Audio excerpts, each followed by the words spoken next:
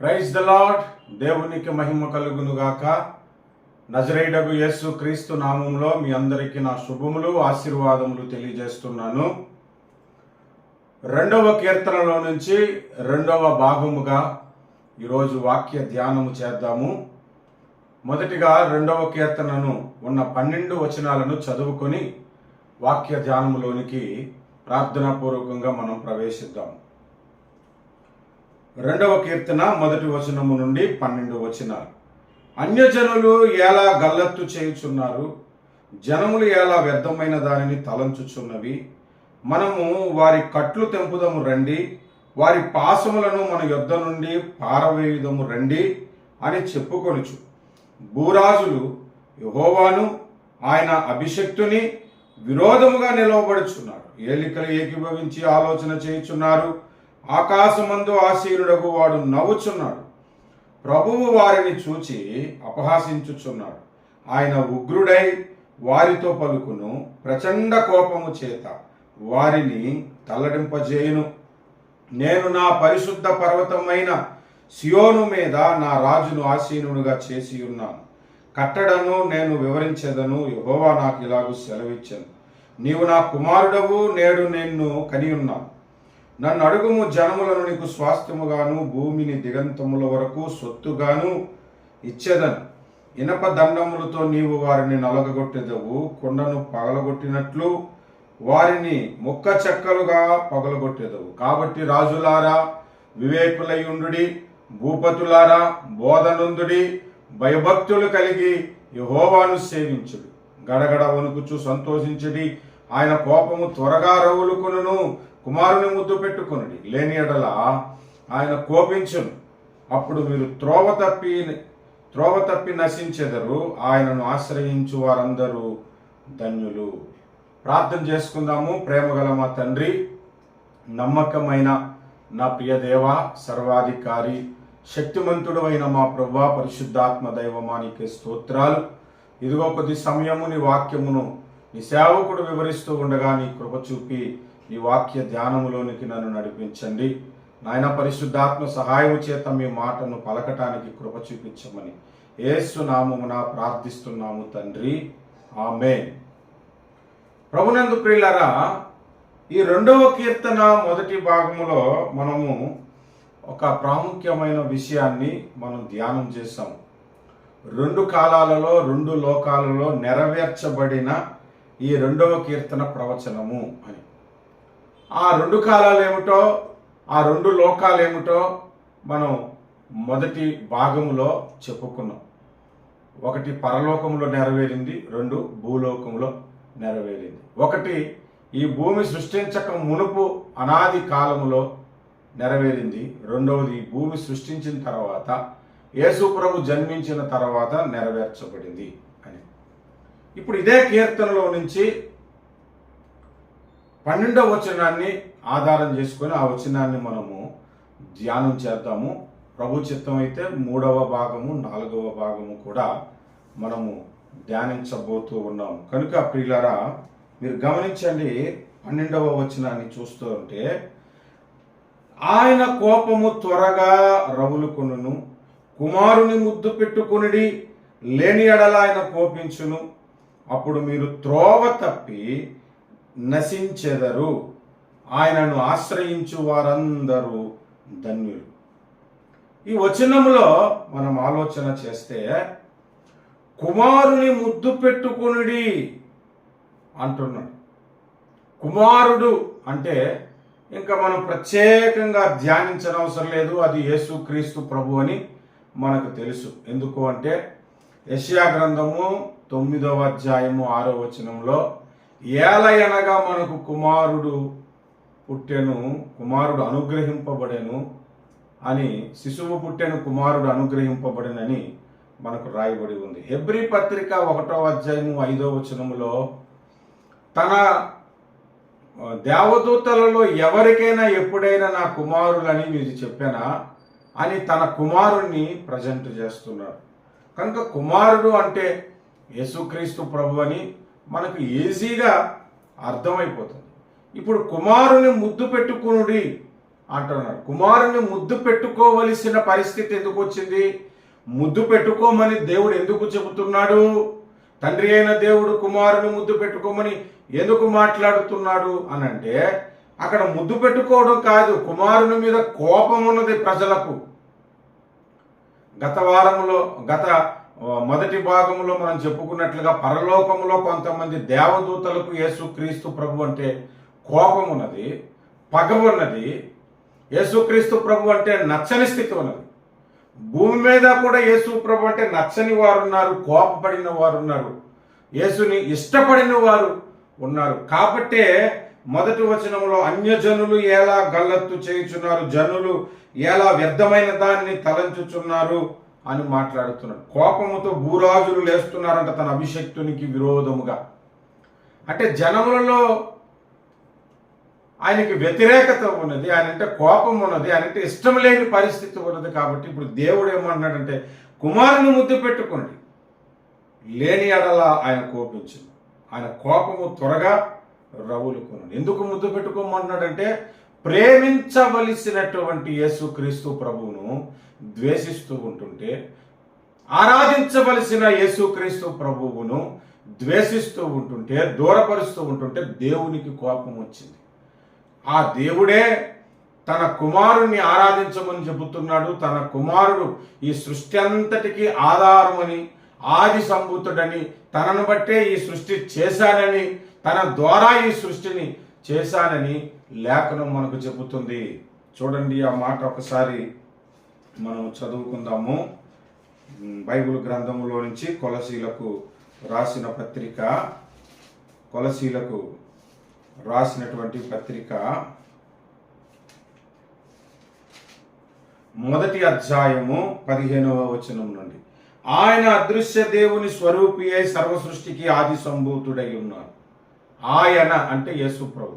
అదృశ్య దేవునికి, తండ్రి అయిన దేవుడికి, కనబడని దేవునికి, అదృశ్యుడైన దేవునికి స్వరూపియు సర్వ సృష్టికి ఆది సంభూతుడై ఉన్నాడు. అంటే సృష్టి అంతటికి ఆది సంభూతుడు అంటే ఆయనే ప్రారంభం, ఆయన ద్వారానే సమస్తము కలిగిందని. ఆయన కనబడని అదృశ్య దేవునికి స్వరూపము. మనలో ఆత్మ కనబడదు, కానీ ఆత్మ ఎలాగుంటుందంటే మన శరీరమే మనకు ఒక పోలిక. మన శరీరం ఎలాగున్నదో కళ్ళు, ముక్కు, చేతులు పోలిక, అలాగే మన ఆత్మ ఉంటుంది. అలాగే దేవుడు ఎలాగైతే కనబడడో ఆత్మయున్న దేవుని స్వరూపము యేసు ప్రభువు. ఇప్పుడు 16వ వచనం కూడా చూస్తే, ఏలయనగా ఆకాశమందున్నవియు భూమి అందున్నవియు దృశ్యమైనవి గాని అదృశ్యమైనవి గాని అవి సింహాసనములైనను ప్రభుత్వములైనను ప్రధానులైనను అధికారులైనను సర్వమును ఆయన యందు సృజింపబడెను, సర్వమును ఆయన ద్వారా సృజింపబడెను, ఆయనను బట్టి సృజింపబడెను. ఆ మాటలు మీరు గమనించండి. ఆయన సృష్టి అంతటికీ ఆది సంభూతుడు. Is the beginning for the creation. తర్వాత ఆయన గురించి ఏ రాయబడుతుంది? సర్వము ఆయన యందు సృజించబడింది, ఎవ్రీథింగ్ క్రియేటెడ్ ఇన్ హిమ్. తర్వాత సర్వము ఆయన ద్వారా అంటే through his son he create the world, he creation.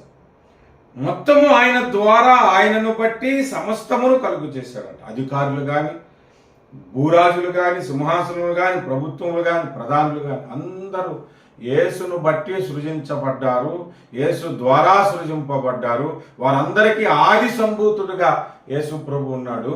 ఆ యేసు ప్రభువుని ఆరాధించని ప్రజలను బట్టి దేవునికి కోపం వచ్చి కుమారుని ముద్దు పెట్టుకునుడి అని చెబుతున్నాడు.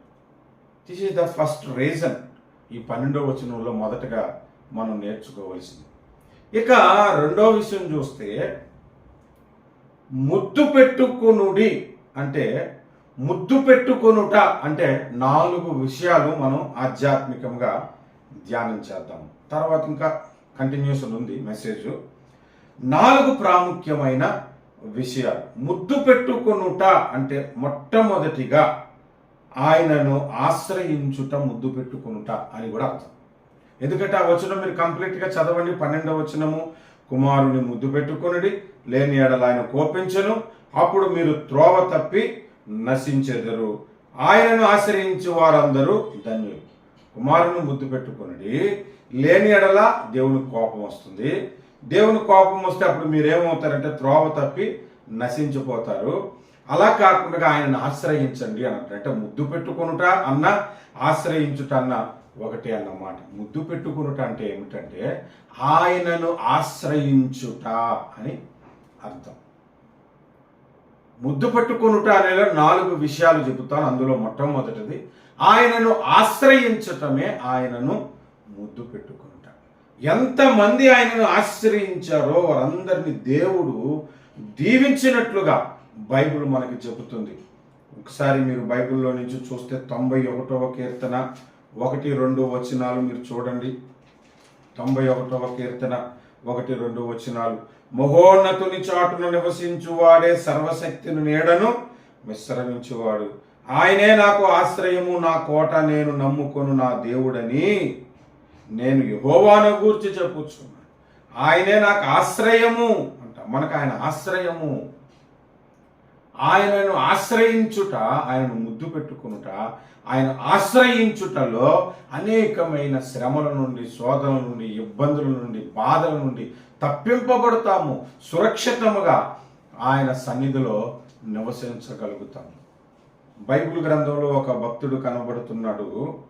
2వ దినవృత్తాంతాల గ్రంథము 26వ అధ్యాయము 3-5 వచనాలు ఆయనను గురించి రాయబడి ఉంది.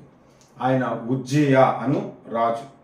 ఉజ్జియా ఏలనారంభించినప్పుడు 16 ఏండ్ల వాడే యెరూషలేములో 52 సంవత్సరములు ఏలును. అతని తల్లి యెరూషలేము కాపురస్తురాలు, ఆమె పేరు యెకొల్యా.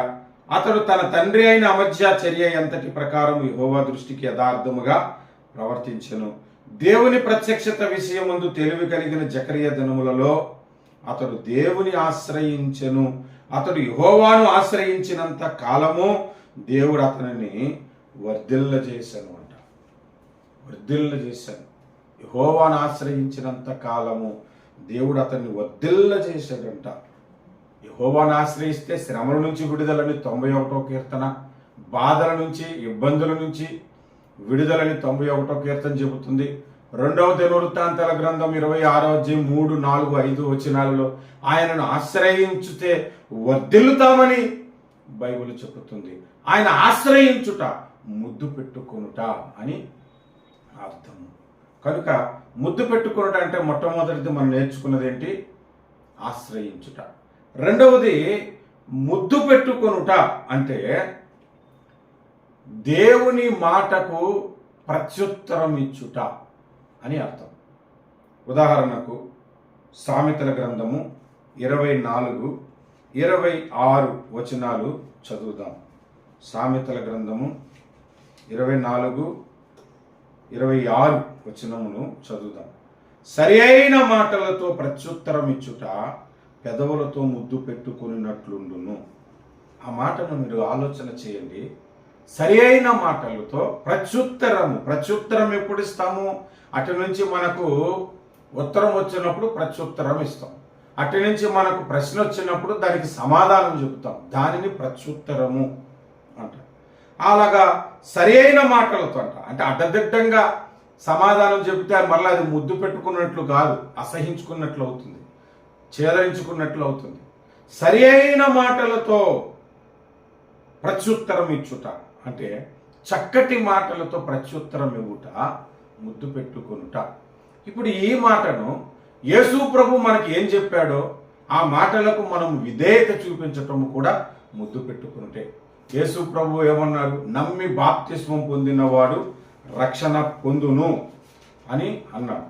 ఇప్పుడు మనం నమ్మి బాప్తిస్మము పొందామనుకోండి, సరి అయిన మాటలతో ప్రత్యుత్తరం ఇచ్చినట్లుగా, అంటే ఆయన మాటకు మనము విధేయులగున్నట్లుగా, ప్రత్యుత్తరం ఇచ్చినట్లుగా మనము జీవిస్తే ఆయనను ముద్దు పెట్టుకున్నట్టే. అందుకే బాప్తిస్మము అనేది ప్రత్యుత్తరము అని బైబిల్లో రాయబడి ఉంది. దయచేసి ఆ మాటను కూడా మనము గమనిద్దాము. దయచేసి చూడండి. 1 పేతురు పత్రిక 3వ అధ్యాయము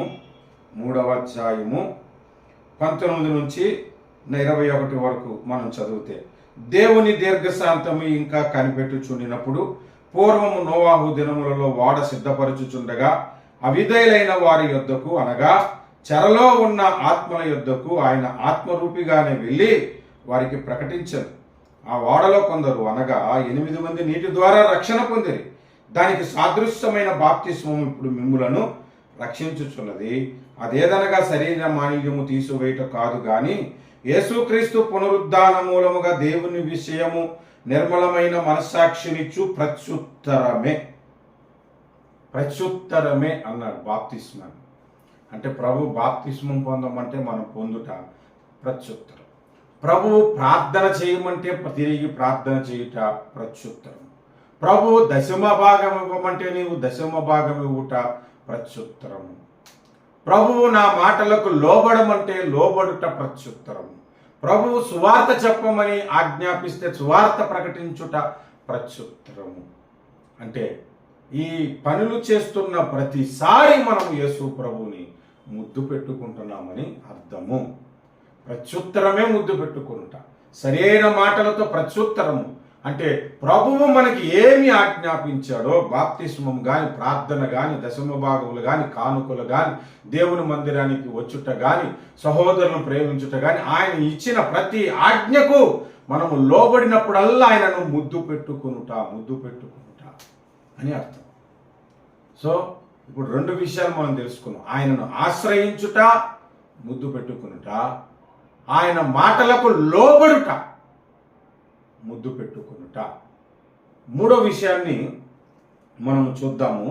ముద్దు పెట్టుకొనుట అంటే ప్రేమ లేకుండా ముద్దు పెట్టుకుంటామా? మనం ప్రేమ ఉంటేనే ముద్దు పెట్టుకుంటాం.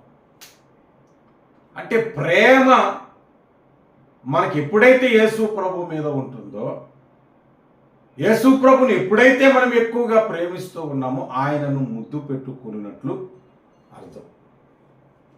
ముద్దు పెట్టుకున్నట్టు అంటే అది ప్రేమ లేకుండా ఎవరు ముద్దు పెట్టుకోరు కదా. అవునండి, ప్రేమ లేకుండా ముద్దు పెట్టుకునే వాళ్ళు కూడా బైబిల్లో ఉన్నారు. ఓర్ప అత్తను ప్రేమతో ముద్దు పెట్టుకున్నట్లు మనకు కనబడదు, స్వార్థంతో ముద్దు పెట్టుకున్నట్లే కనబడుతుంది. అబ్షాలోము రాజరికం కొరకు రాజ ద్వారం యొద్ద ఉండి, గవిని దగ్గర ఉండి లోపలికి రాజా గృహంలోనికి వెళుతూ వస్తున్నటువంటి వారికి తీర్పు తీర్చడానికి నేనైతే బాగుంటుందని వాళ్ళ ముందు దొంగ ప్రేమను చూపిస్తూ రాజకీయపు ముద్దు పెట్టాడు. కొంతమంది రాజకీయ నాయకులు వీధుల్లోకి వచ్చి రోడ్ల మీద భోజనాలు చేస్తుంటారు కదా, మేము అంత తగ్గించుకుంటామని రాజకీయం కొరకు. అలాగే అబ్షాలోము రాజకీయపు ముద్దులు పెట్టాడు. అలాంటి దొంగ ముద్దులు ఉన్నాయి, ఓర్ప వంటి స్వార్థ ముద్దులు ఉన్నాయి. యోధా ఇస్కరియోతు యేసు ప్రభుని ముద్దు పెట్టాడు, అప్పగించే ముద్దు అది. వాడు దొంగ అని కూడా బైబిల్ చెబుతుంది. మోసగాడు చెప్పాలంటే యేసు ప్రభుని చీట్ చేయటానికి ప్రయత్నించిన వ్యక్తి. అలాంటి దొంగ ముద్దులు కూడా ఉన్నాయి. కానీ నిజముగా ముద్దు పెట్టుకునుట అంటే ప్రేమతో దేవుని మాటలకు లోబడటము ముద్దు పెట్టుకునుటతో సమానమని బైబిల్ చెబుతుంది. ఉదాహరణకు లూకాసు వార్త 15వ అధ్యాయము తప్పిపోయిన కుమారుని గురించి రాయబడి ఉంది. ఉపమానంగానే రాయబడి ఉంది. తప్పిపోయిన కుమారుడు తిరిగి వస్తున్నప్పుడు తండ్రి దూరము నుండి చూసి పరిగెత్తుకొని పోయి అతని మెడ మీద పడి ముద్దు పెట్టుకున్నాడంట. దయచేసి ఆ మాట చదువుదామా? లూకాసు వార్త 15:20. వాడు ఇంకా దూరముగా ఉన్నప్పుడు తండ్రి వానిని చూచి కనికరపడి పరిగెత్తి వాని మెడ మీద పడి ముద్దు పెట్టుకోనేను. అంటే ప్రేమ ఉంది కాబట్టే కదా ముద్దు పెట్టుకున్నాడు. ఎలాంటి స్థితిలో ఉన్నాడు కుమారుడు? తిండి లేని స్థితిలో ఉన్నాడు. వస్త్రాలు నలిగిపోయి చిరిగిపోయి మాసిపోయి ఉన్నాయి. ఎందుకు చేతకాని స్థితిలో ఉన్న ఆ కుమారుడి మీద తండ్రి ముద్దు పెట్టుకునుట ప్రేమనే కదా సూచిస్తుంది. అందుకే కుమారుని ముద్దు పెట్టుకునుడంటే ప్రేమ అని నేను చెబుతున్నా. ఒక ఆమె యేసు ప్రభువుని ముద్దు పెట్టుకుందంట, ఆయన పాదాలను. లూకాసు వార్త 7వ అధ్యాయంలో మనము చూస్తే 39. ఆయనను పిలిచిన పరిసయ్యుడు, ఈయన ప్రవక్త అయి ఉన్న ఎడల తన్ను ముద్దు పెట్టుకున్న ఈ స్త్రీ ఎవతయో ఎటువంటిదో ఎరిగి ఉండెను ఇది పాపాత్మురాలని తనలో తాను అనుకున్నాను. 38 కూడా చదివితే, తన తల వెంట్రుకలతో తుడిచి ఆయన పాదములను ముద్దు పెట్టుకొని ఆ అత్తరును వాటికి పూశాను. అదే అధ్యాయము 47లో చూస్తే, ఆమె విస్తారముగా ప్రేమించను గనుక ఆమె యొక్క విస్తార పాపములు క్షమించబడినని నీతో చెప్పుచున్నాను. 38, 39లో ఆమె ముద్దు పెట్టుకున్నటువంటి గురించి ప్రస్తావించబడింది. 46, 47లో ఆమె విస్తారముగా ప్రేమించిందని అంటుంది. అంటే ప్రేమ ఉందన్నమాట. ముద్దు అనేది ప్రేమ అని మనకు తెలియపరచబడుతుంది. అంటే యేసుక్రీస్తు ప్రభుని ప్రేమించమని తండ్రి చెబుతున్నాడు. కుమారుని ముద్దు పెట్టుకునుడి అంటే ఆయన మాటకు లోబడండి అని అర్థం ఒకటి, ఆయనను ఆశ్రయించండి అనేది అర్థము రెండవది, మూడవది ఆయనను ప్రేమించండి అనేది కూడా అర్థం. అంటే 3 విషయాలు ఇక్కడ మనం చెప్పుకున్నాం.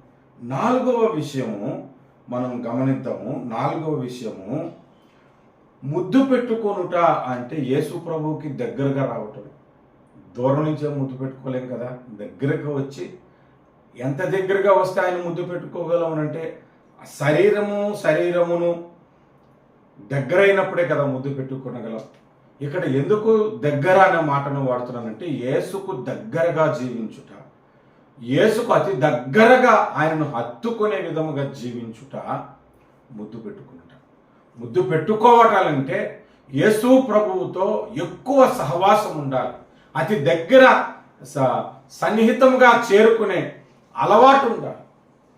ఆ సహవాసం మనకు ఎప్పుడైతే ఉంటుందో అప్పుడు ఆయనను మనం ముద్దు పెట్టుకునుట అని అర్థం.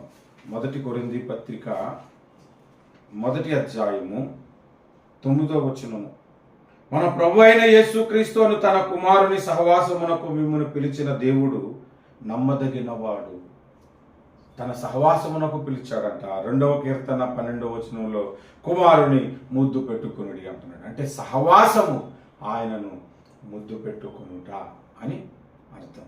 సో 4 విషయాలు చెప్పుకున్నాం ముద్దు పెట్టుకునుట అంటే. అసలు ముద్దెందుకు పెట్టుకోమన్నాడంటే, అందరూ వ్యతిరేకంగా ఉన్నారు కాబట్టి దేవుడు ముద్దు పెట్టుకోమని ఆజ్ఞాపించాడు. ఇంకొంచెం లోతుగా మనము ఈ కీర్తనలో నుంచి మనము ధ్యానం చేస్తే, కుమారుని ముద్దు పెట్టుకునుడి లేని ఎడల ఆయన కోపించును అన్నాడు. ఆయన కోపము మన మీదకు వస్తుందంట. ముందు వచ్చిన ఆ వచనం ప్రారంభంలోనే ఆయన కోపము త్వరగా రగులుకొనును అన్నాడు. అంటే దేవుని కోపము నుండి నిన్ను తప్పించాలి అని అంటే, దేవుని కోపము నుండి నీవు విడిపింపబడాలి అని అంటే, నీకున్న ఒకే ఒక ఆప్షన్ తన కుమారుడైన యేసు ప్రభువును ముద్దు పెట్టుకుంట, ఆయనను ఆశ్రయించుట, ఆయనను ఆరాధించుట, ఆయన మాటలకు లోబడుట, ఆయన అనుగ్రహించిన రక్షణను పొందుకొనుట. అదొకటే నీకు ఆప్షన్. లేదంటే దేవుని కోపము మన మీదకి దిగి వస్తుంది. అదే 2వ కీర్తన 5వ వచనంలో, ఆయన ఉగ్రుడై వారితో పలుకును అని అంటున్నాడు. ఎవరితోనూ అంటే అన్యజనులతోనూ, భూరాజులతోనూ, అధికారులందరితో, ఎవరైతే యేసుకు విరోధముగా నిలబడుతున్నారో, యేసుకు విరోధముగా మాట్లాడుతున్నారో వాళ్ళందరి మీదకి దేవుని కోపం వస్తుంది. ఆ కోపము నుండి తప్పించబడాలి అంటే యేసు ప్రభువుని ముద్దు పెట్టుకోవాలి. దేవునికి స్తోత్రం కలుగును గాక. హల్లెలూయా. ఆల్రెడీ ఈ 2వ కీర్తన గురించి మొదటి భాగంలో ఒక ప్రాముఖ్యమైన మ్యాటర్ చెప్పాను. పరలోకములో కూడా ఆయనకి వ్యతిరేకత వచ్చింది. ఆ ప్రవచనమే జరిగిపోయినదే ఇక్కడ ప్రవచించాడు దావీదు భక్తుడని. జరగబోయేది, యేసు ప్రభు భూమి మీద పుట్టిన తర్వాత ఆయన మీదకు వ్యతిరేకత వచ్చింది, దాని గురించి కూడా ప్రవచించాడని చెప్పుకున్నాం. పరలోకములో ఆయనకు వ్యతిరేకంగా వచ్చిన వారు, ఆయనను ముద్దు పెట్టుకోలేని స్థితిలోనికి వచ్చిన వారు కటిక చీకటిలో, పాతాళంలో బంధింపబడ్డారు. వారికి ఇంకా విడుదల లేదు. అలాంటి స్థితిలోనికి మానవ జాతిలో కూడా ఆయనకి విరోధమైనటువంటి వారు వెళ్ళిపోకూడదని దేవుడు కుమారుని ముద్దు పెట్టుకునుడి అని ఇక్కడ ఆజ్ఞాపిస్తున్నాడు. లేదంటే ఆయనకి కోపం వస్తుంది. కోపం వస్తే త్రోవ తప్పిపోయే అవకాశం ఉంది. ఇక్కడ 2 విషయాలు, త్రోవ తప్పిపోవుట అనే విషయంలో 2 విషయాలు. ఆల్రెడీ యేసు ప్రభుని తృణీకరించి త్రోవ తప్పిపోయిన వాళ్ళు ఉన్నారు. యేసు ప్రభుని ఆరాధిస్తూ కూడా ఆయనను ప్రేమించకపోతే, ఆయనను ముద్దు పెట్టుకొనకపోతే, ఆయన మాటలకు లోబడకపోతే త్రోవ తప్పిపోయే స్థితిలోనే నీవు ఉన్నావని గుర్తించాలి. ఎందుకంటే త్రోవ తప్పి నీవు నశించిపోవుట దేవుడికి ఇష్టం లేదు. నశించుట అనే మాట బైబిల్లో దేనికి సూచిస్తుందో తెలుసా? నరకాన్ని సూచిస్తుంది. శరీరమును చంపిన వారికి భయపడక శరీరమును ఆత్మను కూడా నరకములో నశింపజేయు దేవునికే మీరు భయపడుడని బైబిల్ చెప్తుంది. నశించుట అంటే నరకానికి పోవటం. ఆ నరకానికి మనం వెళ్ళిపోకుండా ఉండాలంటే యేసు ప్రభుని ఆశ్రయించాలి, యేసు ప్రభు మాటలను వినాలి, యేసు ప్రభుతో సహవాసము చేయాలి, యేసు ప్రభు మీద ప్రేమను కురిపించాలి, యేసు ప్రభుని మనం ప్రేమించాలి అని మనకు చెప్తుంది. లేని ఎడల దేవునికి కోపం వస్తుంది. దేవుని కోపమునకు మనం ఒకప్పుడు పాత్రులము, ఇప్పుడు కాకూడదని బైబిల్ చెబుతుంది. యేసు ప్రభుని ఎరుగక మునుపు మనము దైవోగ్రతకు పాత్రులమని ఎఫెసీ పత్రిక 2వ అధ్యాయంలో రాయబడి ఉంది. ఆ మాట చదువుకొని మనము ముగించుకుందాం. ఎఫెసీ పత్రిక 2వ అధ్యాయము 3వ వచనము చూడండి. 3వ వచనం, మనందరము శరీరము యొక్కయు మనసు యొక్కయు కోరికలను నెరవేర్చుకొనుచు మన శరీరాశులను అనుసరించి మునుపు ప్రవర్తించుచు కడమవారి వలె స్వభావ సిద్ధముగా దైవోగ్రతకు పాత్రులమై యుంటిమి. మనము స్వభావ సిద్ధముగా దైవోగ్రతకు పాత్రులమై ఉంటుంది. స్వభావ సిద్ధముగా అంటే మన పుట్టుకతోనే స్వభావం ఉంటుంది, పుట్టుకతోనే దైవోగ్రతకు పాత్రులము. మనకు జ్ఞానం వచ్చాక తెలిసి చేసిన పాపాలను బట్టి ఇంకా దేవునికి కోపం పుట్టించేవారుగా ఉన్నాము. అలాంటి స్థితిలో ఉన్న మనలను 4వ వచనం చూస్తే, అయినను దేవుడు కరుణా సంపన్నుడై ఉండి మనము మన అపరాధముల చేత చచ్చిన వారమై ఉండినప్పుడు సైతము మన ఎడల చూపిన తన మహాప్రేమ చేత మనలను క్రీస్తుతో కూడా బ్రతికించెను. దేవుడు తన మహాప్రేమ చేత మనలను బ్రతికించాడు. మన కొరకు తన కుమారుని లోకానికి అప్పగించాడు. ఆయనను అప్పగించి ఇప్పుడు ఆయనను ప్రేమించమన్నాడు, ఆయనను ముద్దు పెట్టుకోమన్నాడు. లేదంటే దేవునికి కోపం వస్తుంది. యేసు ప్రభు శిలువలో మరణించటానికి మునుపు గాని తర్వాత గాని మనం పుట్టుకతోనే దైవోగ్రతకు పాత్రులము, స్వభావ సిద్ధముగా దైవోగ్రతకు పాత్రులము. అలాంటి మనలను తన మహాప్రేమ చేత మన పాపములకు ప్రాయచిత్తముగా యేసు ప్రభువును శిలువలో అప్పగించాడు మనకి. ఆయనను ఇప్పుడు మనం ప్రేమిస్తే తప్ప, ఆయనను ముద్దు పెట్టుకుంటే తప్ప దేవుని కోపము నుండి మనము తప్పింపబడము అని ఈ వచనము మనకి తెలియజేస్తుంది. అంటే ఈ అధ్యాయంలో ఆయనకు వ్యతిరేకంగా ఉన్న వారిని కూడా దేవుడు ప్రేమించే చెబుతున్నాడు, కుమారుని ముద్దు పెట్టుకునుడి అని. కనుక ఆయనను ముద్దు పెట్టుకుందాం, దేవుని ఉగ్రత నుండి తప్పించబడదాం. ఆయనను ముద్దు పెట్టుకున్నట్టు ఏంటో 4 విషయాలు చెప్పాను. ఆ 4 విషయాలలో ఎడతెగక దేవునిలో మనము బలపరచబడతాం. రండి ప్రార్థన చేసుకొని 3వ భాగంలోనికి కూడా మనము వెళ్ళటానికి ప్రయత్నం చేద్దాం. ప్రేమగల మా పరమ తండ్రి, నమ్మకమైన నా ప్రియ ప్రభువా, సర్వశక్తిమంతుడ జీవాధిపతి యేసు క్రీస్తు ప్రభు, ఆదరణకర్త, ఆశ్చర్యకరుడ, ఆలోచనకర్త, పరమ తండ్రి, కృపాసాగరుడా, పరిశుద్ధ దేవ, నీకే స్తోత్రములు నాయన. కృపాసత్య సంపూర్ణమైన మా తండ్రి, నీకు వందనములు, కృతజ్ఞతలు, స్తోత్రాలు చెల్లిస్తున్నాం. చదవబడిన లేఖన భాగములలో నుండి మాతో మాట్లాడారు, వందనాలు. కుమారుని ముద్దు పెట్టుకున్నట అంటే ఏమిటో మాకు తెలియజేశారు, మీకు స్తోత్రాలు. ఈ మాటలు విన్నవారి హృదయములలో గొప్ప కార్యములను, అద్భుత కార్యములను మీరు జరిగించమని యేసు క్రీస్తు నామమున ప్రార్థన చేస్తున్నాము మా పరమ తండ్రి. ఆమేన్, ఆమేన్, ఆమేన్. God bless you all. Thank you so much.